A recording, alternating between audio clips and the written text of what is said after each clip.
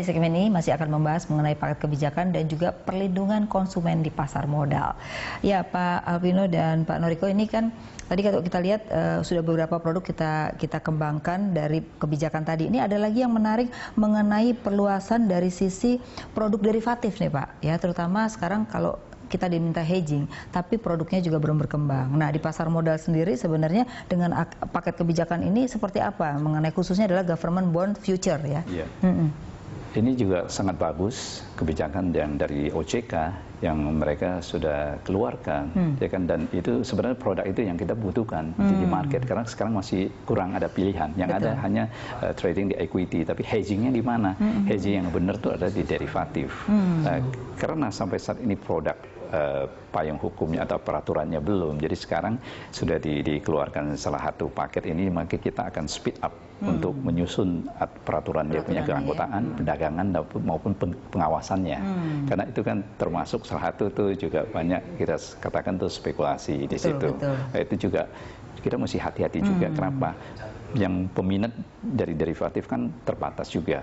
Nah, yang masyarakat yang banyak sekali yang belum aware terhadap sekarang investasi di capital market, kita benar-benar harus kasih edukasi yang rutin dan sampai tepat sasaran. Harus diikuti dengan aturan agar derivatif ini tidak dijadikan sebagai untuk spekulasi saja ya. Karena saya ingat waktu itu ada bank yang melakukan derivatif malah dianggap terjadi tadi spekulasi, padahal mungkin maksudnya bukan itu ya. Jadi itu nanti akan dikembangkan instrumen itu ya. Harus. Oke. Ya Pak Noriko, ini ada menarik juga di sini, salah satunya adalah bagaimana obligasi daerah, ya kan? Selama ini ada aturan tapi tidak bisa dilaksanakan oleh pemerintah daerah. Nah, padahal daerah-daerah itu butuh dana untuk infrastruktur. Nah, apakah ini bisa dikembangkan? Saya pikir kalau kita bicara obligasi daerah ini identik dengan municipal bond ya, ini kedepannya perlu dikembangkan ya. Jadi bukan hanya bisa dikembangkan dan perlu dikembangkan mengingat bahwa kebutuhan daerah akan pembangunan ekonominya juga tidak hanya mengandalkan kepada APBN, tapi juga bisa berharap kepada perolehan daripada hutang. Tetapi kendala yang dihadapi sekarang ini adalah bagaimana aturan yang diberlakukan oleh pemerintah pusat dengan pemerintah daerah yang kaitannya dengan utang pemerintah daerah.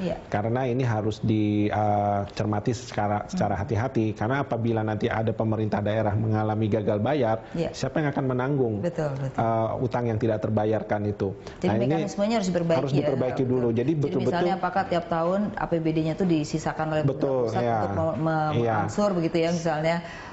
Walaupun nanti jatuh tempo masih lama, tapi harus disisakan. Gitu. Jadi harus mengantisipasi jangan sampai akhirnya pemerintah daerah itu mengalami default. Toh akhirnya nanti pemerintah pusat yang harus menanggung, karena itu kan bagian daripada Indonesia ya. Kalau kita bicara dari pemerintah pusat. Jadi memang mekanisme itu perlu dikembangkan aturannya dan regulasinya, dan juga kan mekanisme pasarnya belum terbentuk. Ya, municipal bond itu belum ada gitu di pasar Indonesia. Nah, inilah yang harus mulai disosialisasikan gitu. Nah, sekarang selain itu sekarang yang berkembang adalah kalau di perbankan tuh ada yang namanya perlindungan konsumen ya kan. Nah, sejauh ini kalau kita lihat di pasar modal ini sejauh mana sih sebenarnya perlindungan konsumen sehingga orang itu punya batas terhadap resikonya begitu ya. Apakah di perusahaan sekuritasnya ataukah di masyarakatnya itu ada nggak? Ya, itu menarik. Sebenarnya itu ada banyak sekali investor, bahkan banyak sekali pelaku pasar yang tidak mengetahui bahwa sebenarnya ada perlindungan investor yang disebut Investor Protection Fund. Saat ini itu 25 juta. 25 juta. Kami akan meningkatkan menjadi 100 juta yang akan di-launching pada pas hari ulang tahun pasar modal pada tanggal 10 Agustus mendatang. Nah, itu rencananya. Mungkin bisa dijelaskan seperti apa sih perlindungan konsumen yang dengan batas tadi? Ya, jadi artinya begini, seperti kalau di bank kan ada LPS. Jadi kalau misalnya ada satu broker default dan terjadi sesuatu, maka nasabahnya akan dilindungi dan kita akan cover dengan 100 juta per investor. Jadi ini menimbulkan kepercayaan juga investor terhadap stock market kita, termasuk brokernya. Jadi dari SRO itu melindungi, kita harus melindungi investor kita. Dan tentunya pengawasan daripada anggota bursa juga kita harus tingkatkan supaya jangan terjadi default.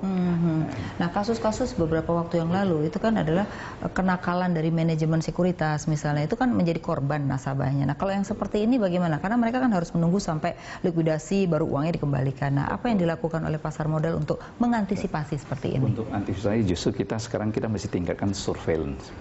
Dan kita mesti menjalankan apa nih sebetulnya combined assurance, ya kan? Jadi ada 3 lines of defense. Jadi di broker, baik di SRO ada, di OJK juga ada. Nah, di broker harus terapkan seperti ini, 3 lines of defense. Artinya apa?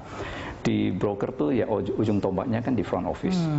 Nah, di tengahnya itu ada disebutnya itu adalah dari risk managementnya, compliance. Harus make sure bahwa di front office-nya menjalankan SOP perusahaan yang sudah digariskan. Right? Dan yang second layer yang si bagian risk management atau compliance-nya harus make sure juga dia menjalankan aturan yang ada di OJK maupun di SRO. Nah, ini menjadi menarik Pak Noriko. Nah, pada kenyataannya kalau kita lihat kan bank itu sudah secure dalam pengawasan, ya kan. Sejauh mana sih pasar modal itu dari sisi pengawasan kepada para bukan emitennya saja, tapi juga pada broker-broker dan perusahaan sekuritas?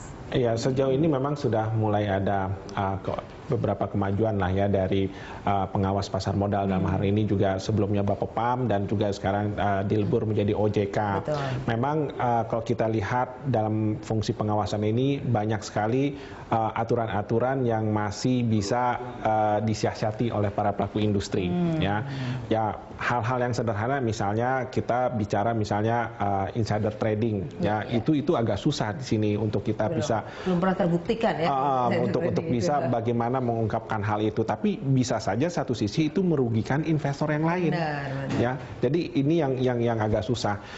Kalau kita bandingkan di negara yang sudah maju seperti di Amerika Serikat, insider trading itu adalah tindakan kriminal. Betul. Ya, jadi banyak investor yang dirugikan karena hal itu. Nah, inilah perlunya tadi yang sudah disampaikan oleh Pak Pino, memang perlu ada pengawasan yang berlapis, ya, dari SRO, terus dari OJK, bahkan kalau perlu dari asosiasinya juga yang mengakomodir para pelaku industrinya itu, baik itu perusahaan sekuritas ataupun aset manajemen, ya, asosiasi itu kan tentunya lebih memahami anggota-anggotanya itu, gitu ya. Jadi perlu juga kita lihat bahwa perlindungan investor itu bukan hanya untuk suatu hal tertentu, tapi untuk semua aspek dari kepentingan investasi para investor itu. Jadi artinya bahwa pasar modal perlu lebih melihat pengawasan yang lebih berlapis gitu ya. Oke, kita harus break dulu, nanti kita lanjutkan lagi ya. Pemirsa jangan kemana-mana, tetap di Afiliani View.